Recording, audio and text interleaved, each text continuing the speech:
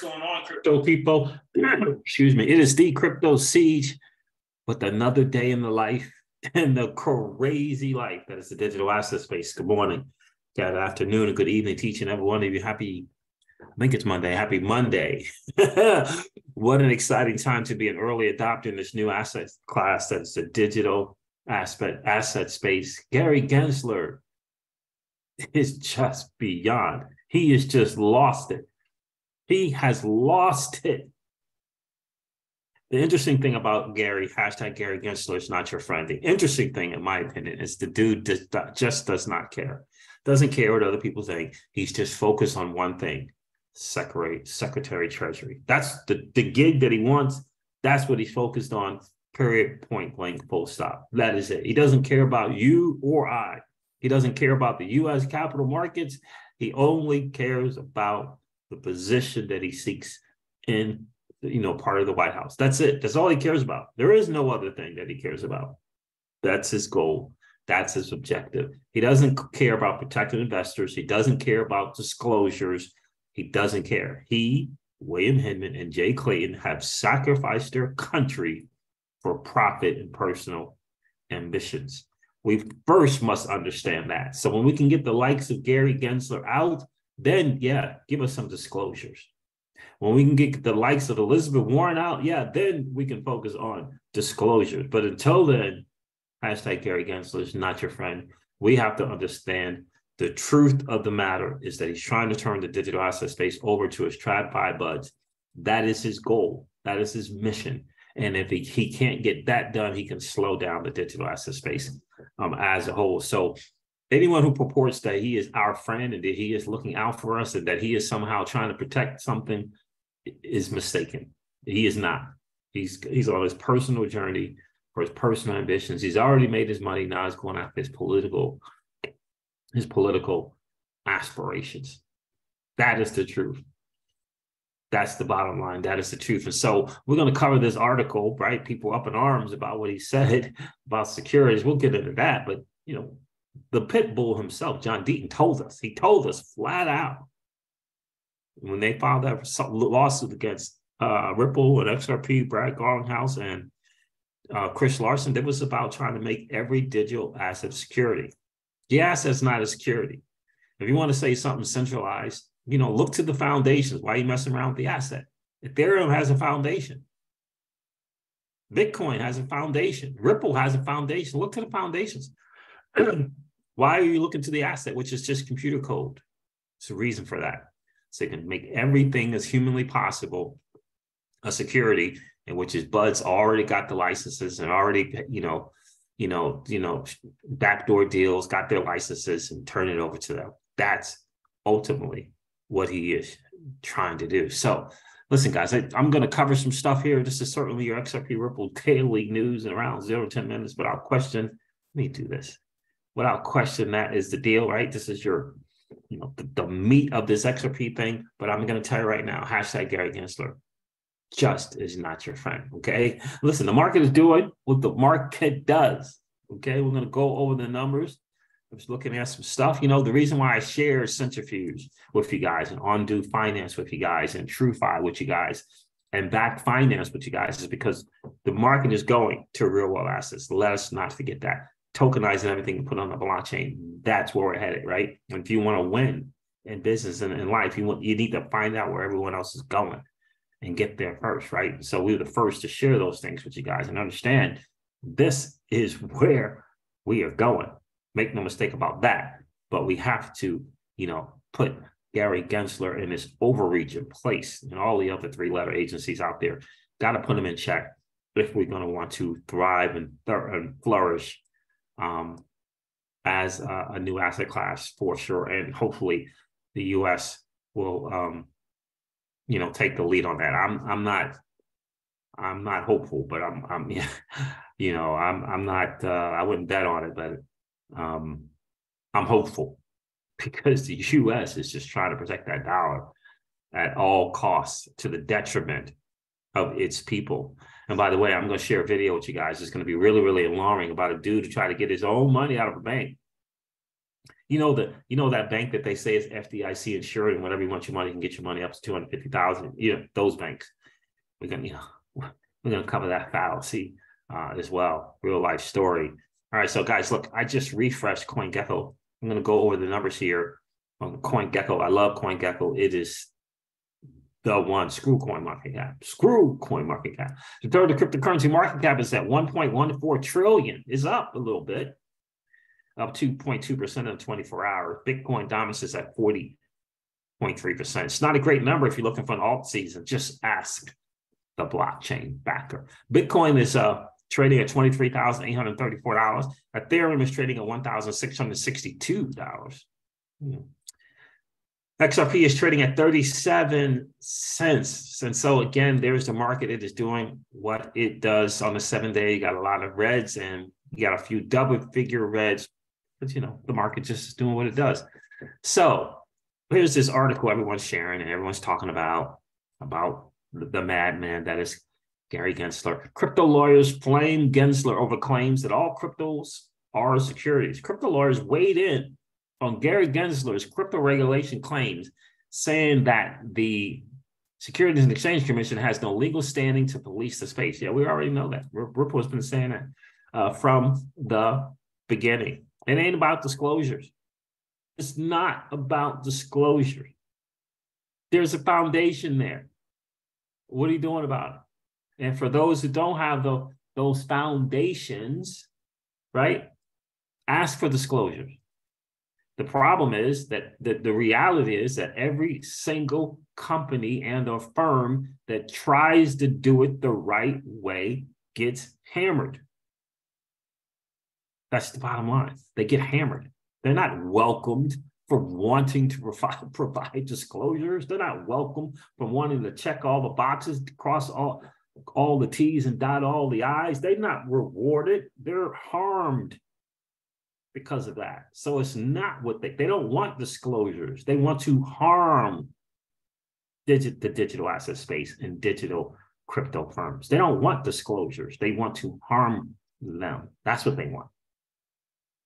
Cryptocurrency lawyers have rebuffed comments made by the head of the United States securities regulator, who claimed in a recent interview that every cryptocurrency except Bitcoin is a security. You used to say Bitcoin and ETH. Don't say that any longer. Except Bitcoin is a security, it falls under its jurisdiction, right? In a wide-ranging February 23rd New York Mag interview discussing crypto securities and exchange commissioner Gary Gensler, everything other than Bitcoin falls under the agency's remit. Of course, he's going to do that. You gotta aim high. You got to throw as much crap on the wall and hope something sticks. I mean that's not new. That's not a new strategy. That's been going on for hundreds of years. He added other crypto projects and securities because there's a group in the middle, and the public is anticipating profits on that group, which he said is not the case with Bitcoin, which is just kind of dumb. Bitcoin has a foundation. Like, that's the dumbest statement ever. Bitcoin has a foundation. Bitcoin has a group of people that determine what's going to take place in the blockchain, period. And the reason why Bitcoin maxis don't say anything because they don't want to be in the crosshairs. But that's the reality of the situation. That's the reality. And this lie of there is no group is just a lie. We had people from the Department of Homeland Security say they know the Bitcoin creators and met with them. And that's the creators, but there's still a group and a foundation, if you will, behind that. It's not true that there is no group. There isn't a group. There isn't a chain, if you will, that is more incentivized and ordered in a certain direction by a group than Bitcoin. I mean, just ask the Bitcoin Cash guy, Roger Ver. He'll tell you flat out. The fact that they're saying that there is no group is a lie. There's no group that determines the direction in which the chain moves. It's a lie. It's a complete fallacy. There is a group there.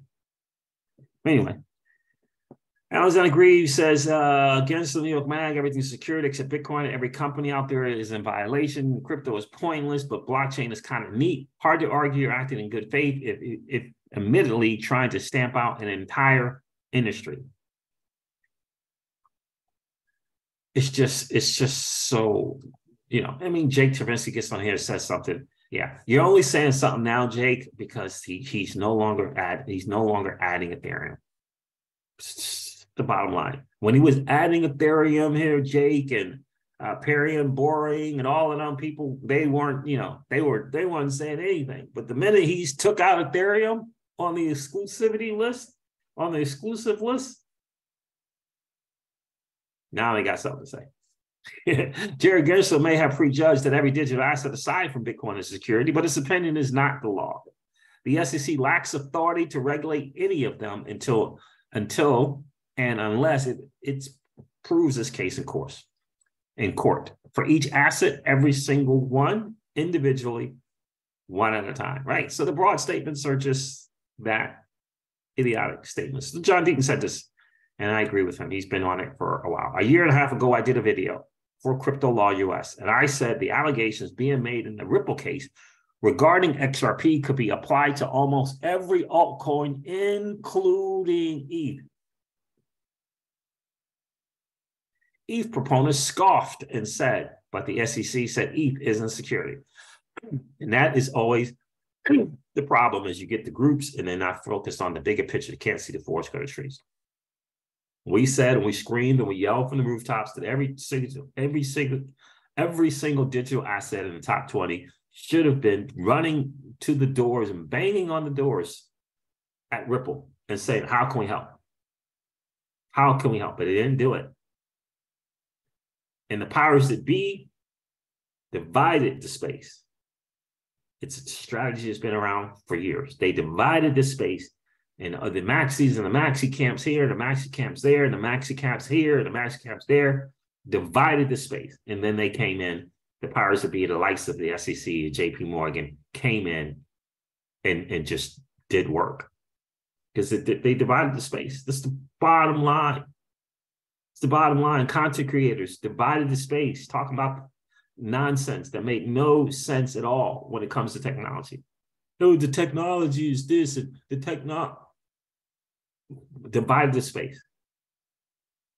Not saying that the technology can get better, not promoting where it's going. No, pointing out all the flaws. It divided the space. That's the challenge. And until we got massive multi-billion-dollar valuation companies, and you got 200,000, 300,000, 400,000 in a pack to make some changes. How does that make sense? Coinbases of the world, KuCoins of the world, Binances of the world, Ripples of the world, and you have a few $100,000 in a pack where the change can be made, where real change can happen. Why? Because it divided the space. Because you got maxis at Coinbase. That's one of the big problems. Big Team C maxis and Coinbase, and then the bigger players. This maxi thing, we can't figure out how to come together. That's the big problem. Now, let me cover something for those of you who just feel like, hey, just put it in the bank and you're good. The whole FDIC thing. That's why we got them, right? One of the biggest frauds in the history of traditional finance, the FDIC. Let me illuminate.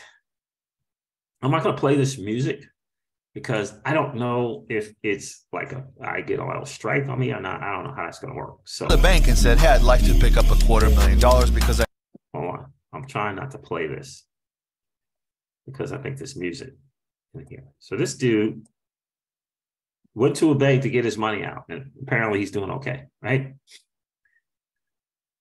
And I'm going to play this and not play the sound. So if I do that, let's do that. There we go. And play it. And I'm going to read the captions in here.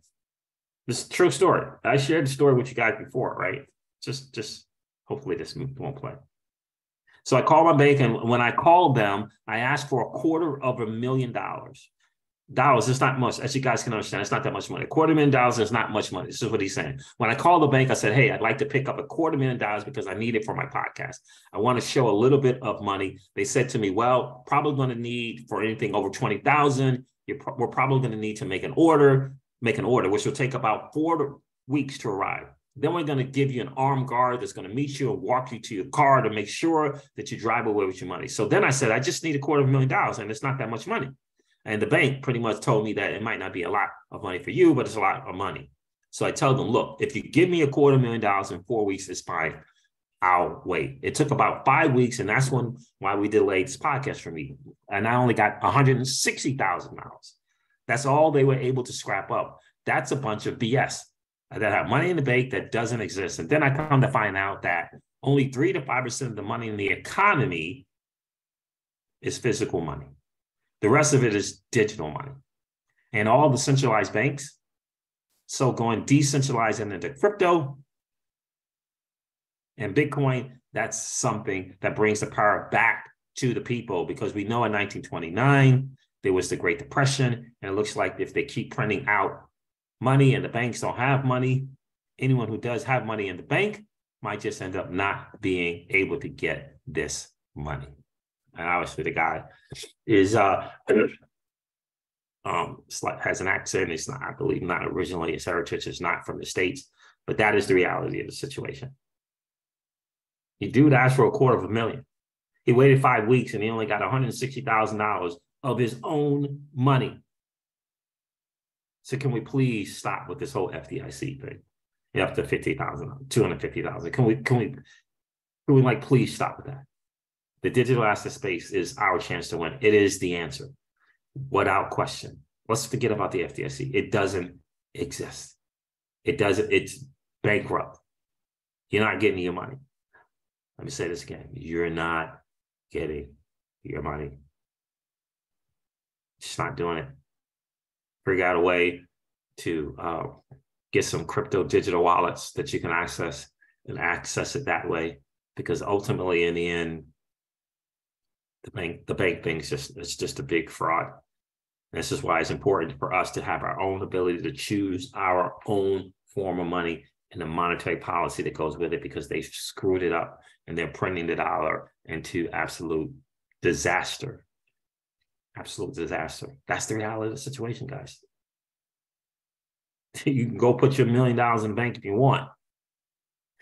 But you're going to get about $160,000 back. All right, guys, listen, this wraps up the XRP Ripple Daily News in around 0 to 10 minutes. I hope it has been of value to you. If it has, do me a favor and hit that like button. Right? We're going to break that algorithm on YouTube for sure. We got to let by hitting the like button is the greatest thing you could do for the channel. It gets the channel out to more people who don't understand and who don't realize about this whole FDIC thing, who don't understand this is a new asset class being built right underneath their nose. And the reason why we want to do this is because we need a new 1%. We need a new 1% because things have to change. We got to get the likes of hashtag Gary Gensler is not your friend out of office, or put someone in who's not going to, put this person in position to do the damage that he's doing, who's not bought and paid and sold by a nation who doesn't want us to win, with the flag and the red thing on it, who don't want us to win. We got to put someone in office who's not going to sacrifice his country for personal profits. That's why we need a new 1%. And if you enjoyed the hangout, guys, do me a favor. Please consider subscribing to the channel and ringing that notification bell so you know whenever we go live or whenever we upload a video. I'm going to end this video like I do all of my videos and remind you guys of this, that old money doesn't want you to win. They don't want us to win. They would rather that we remain a cog in their perpetual wheel of trading our time for dollars.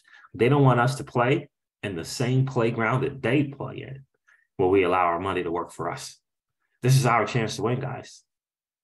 The digital asset space is our chance to win. We are in the midst of the greatest transfer of wealth in the history of man. Are you participating, or are you standing on the sidelines?